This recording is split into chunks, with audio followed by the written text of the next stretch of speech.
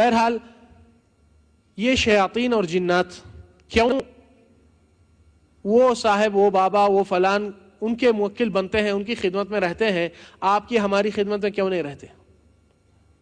بات کیا ہے؟ اس کے پیچھے بہت بڑا راز ہے جو لوگ زیادہ نہیں جانتے ہیں اس کی حقیقت کو۔ آپ کو معلوم ہونا چاہیے کہ ابلیس اور اس کے اعوان شیاطین، دنیا میں انسان اشرف المخلوقات بنایا گیا ہے، حکم اللہ سبحانہ وتعالیٰ کا آیا ہے کہ ابلیس اور ملائکہ جو اللہ کی بات کرتے تھے سجدہ کرو آدم کے لیے۔ ابلیس کا گھمنڈ اور تکبر اللہ تعالیٰ کے حکم سے الفاظ میں بھی آئے، قال انا خیر منہ، ارے میں تو اس سے بہتر ہوں، خلقتنی من نار وخلقتہ من طین، میں تو آگ کا بنا ہوا ہوں، وہ تو مٹی کا ہے۔ دوسری آیت میں اسجد لما خلقت طینا، کیا مٹی بنانے والے جس کو مٹی سے آپ بنائے کیا اس کے لیے سجدہ کروں؟ تو مسئلہ یہاں سجدہ کرنا مٹی والے کو یا نوری یا ناری کو نہیں، مسئلہ یہاں اللہ کے حکم کو اتباع اور اللہ کے کمانڈ کو تسلیم کرنا، اس کے اوپر عمل کرنے کا یہاں وہ ایگزامن تھا۔ تو جیسا یہ ابلیس نافرمانی کیا، اللہ سبحانہ وتعالیٰ اس کو سزا بھی سنا چکے ہیں۔ وہ مہلت مانگ کر، اور مہلت جب مل گئی، وہ اپنے عزائم اور اپنے ارادے اور اپنے منصوبے بنایا، اعلان کیا ہے۔ اللہ سبحانہ وتعالیٰ اس چیز کو اپنے کتاب میں نازل فرمائے، سورہ اعراف میں بھی ہے، سورہ نحل میں بھی ہے، سورہ شعراء میں بھی ہے، سورہ حجر میں بھی ہے۔ آپ دیکھ سکتے ہیں اللہ سبحانہ وتعالیٰ فرماتے ہیں، قال فبعزتك لأغوینہم اجمعین، اے اللہ تیری عزت کی قسم میں سارے تیرے بندوں کو گمراہ کر دوں گا۔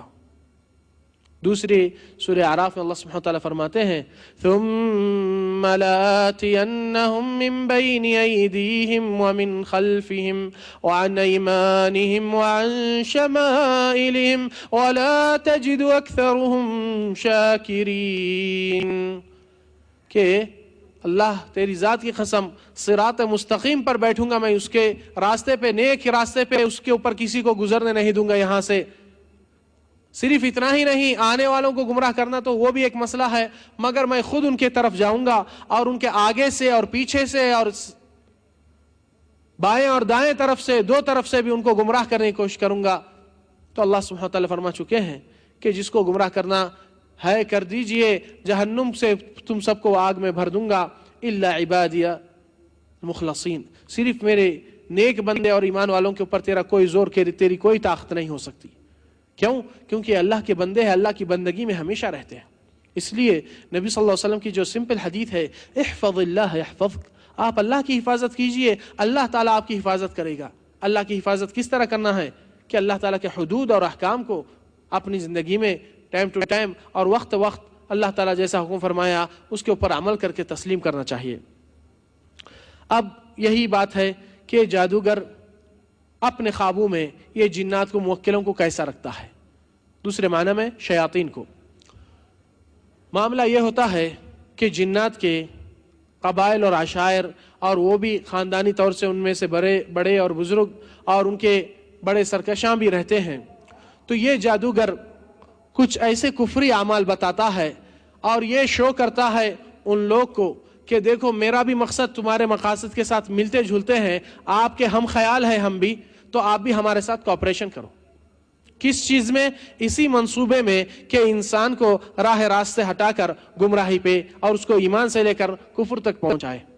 اس لیے تو اسلام میں جادوگر کی سزا قتل کی دی گئی، کیونکہ یہ ایمان کے اوپر اور آپ کے اسلام کی سلامتی کے اوپر دھکا دینے والا دشمن ہے۔ تو یہاں پر پہلا کنڈیشن، کبھی یہ جنات کے شیاطین کے سرکشیں جو بڑے ہوتے ہیں، یہ لوگ اس جادوگر کو کہتے ہیں کہ دیکھیں گے 40 دن تک تم کوئی پانی کو ہاتھ نہیں لگانا چاہیے، یعنی ناپاک حالت میں رہنا چاہیے، نجاست میں۔ نمبر 2 کہ قرآن کی بے حرمتی کرنا چاہیے۔ نمبر 3 محارم سے زنا کرنا چاہیے، یعنی کہ ماں بہنوں سے، بیٹی سے، اس طریقے سے۔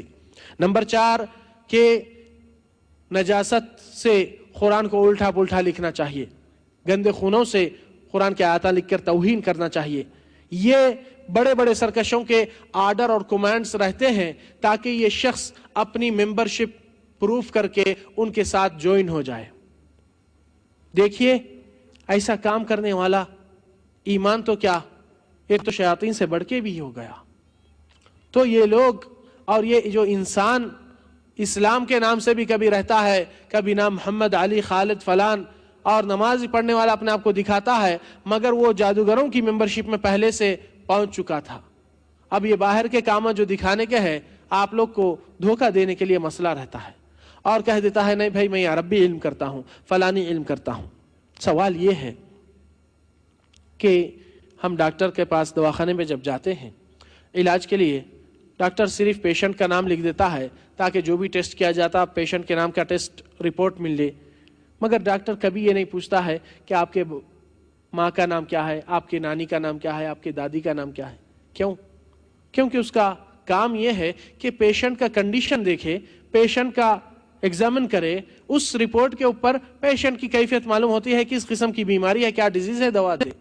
مگر یہاں پر ماں کا نام پوچھنا اس لیے ضروری ہوتا ہے کیونکہ یہ اپنے جنات اور شیاطین کو اس پیشنٹ کے پاس پہنچا کر اس جن سے پوری رپورٹ ان کی لیتے ہیں۔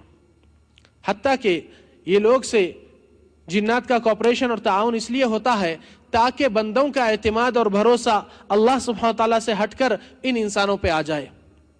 یہ سمجھنا لوگ کہ دنیا کے اندر ایسے اللہ کے بندے ہیں جو پہنچے ہوئے ہیں، یوں کرتے ہی ہو جاتا ہے کام، جبکہ اللہ سبحانہ تعالیٰ اس کے سوا کسی اور کے ہاتھ میں نہیں ہے کسی دنیا کا فیصلہ بھلائی کا یا نقصان کا یا برائی کا۔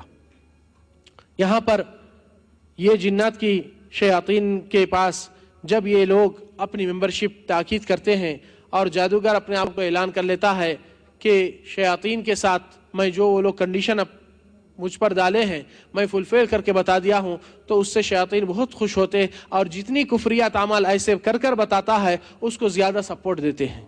سپورٹ اس لیے کہ لوگوں کے سامنے لوگ کا اعتماد اور بھروسہ اس کے اوپر آ جائے۔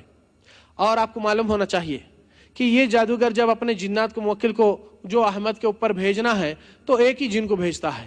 کیا کرنا ہے کہ احمد کو بھائی جس وقت کاروبار کا ہے اس کو کچھ قسم کی تکلیف ہو جائے، کاروبار میں لوگ کے دماغ کو ڈائیورٹ کر دے یا کچھ تاثیر اس طریقے سے جو کہ انسان کے دماغ میں بار بار خیالات ہوتے ہیں کہ یہ چیز ٹھیک نہیں ہے یا مزاج میں تیز کر دینا ہے، تو مسئلہ چوپٹ ہو جاتا ہے انسان کے خود کے اعمال سے۔ ایسا نہیں ہے کہ شیطان کا زور ہو گیا تو ختم، وہی کنٹرول کرتا ہے، نہیں، اس کے کچھ مومنٹ لمحات ہے انسان کی کمزوری کے موقع سے فائدہ اٹھاتا ہے۔ اور یہاں پر یہ جو عمل ہوتا ہے جنات سے، یہ کوئی زیادہ بڑا مسئلہ نہیں رہتا ہے اگر لوگ اس کو صحیح طریقے سے قرآن سنت کی روشنی میں دیکھیں، کیونکہ آج کل گھروں میں اکثر خاص طور سے خواتین اور بچیوں سے کیونکہ واقعات بہت سنتے ہیں کہ فلان گھر میں وہ بچی کو اس طرح ہو گیا تو یہ پاگل پن کے حرکتیں کر دی، پڑھائی چھوڑ دی، وہ گھر میں وہ بچی کا ایسا ہوا وہ مر گئی، یہ گھر میں ایسا ہو گیا وہ فلان ہو گیا۔ تو یہ قصے اور کہانیاں جو لوگ آپس میں پھیلاتے ہیں، یہ ضروری نہیں ہے کہ آپ کے ساتھ اگر ایسا معاملہ ہوا تو آپ کا نتیجہ بھی وہی حشر ہوگا۔ لوگ اگر اپنے علاج میں غلط ٹریٹمنٹ یوز کرے، غلط دوا استعمال کرے، اس کا نتیجہ ان کے سامنے برا آ گیا، اس کا مطلب یہ نہیں ہے کہ آپ بھی غلط دوا استعمال کریں۔ آپ قرآن سنت کو اپنائیے، نتیجہ ہرگز غلط نہیں ہو سکتا۔ غلط راستے پہ جانے کا نتیجہ غلط ہی ہوتا ہے، اور آپ اس غلط کو اپنے صحیح ایمان کو اور علم کو اس کے ساتھ کمپرومائز کر کے دیکھیں گے تو سمجھیں گے کہ آپ کے ساتھ بھی وہی حشر ہوگا۔ تو شروع میں ایمان والے اپنے دل میں خوف اور گھبراہٹ ڈالنے سے شیطان کو بڑا موقع دے دیتے ہیں۔ اس لیے سب سے بڑی بات اور اہمیت کی بات کہ ایمان والے گھروں میں یہ چیزیں اس طرح زور نہیں کر سکتے ہیں۔ ہاں کچھ غفلت کے موقع پر انسان کو تکلیف پہنچ سکتی ہے اللہ تعالیٰ کے حکم سے، مگر ہمیشہ کی تکلیف نہیں رہ سکتی کیونکہ یہ ایمان والے اپنے ایمان کی طرف بہت مضبوط ہوتے ہیں۔ اور جیسے یہ جنات کا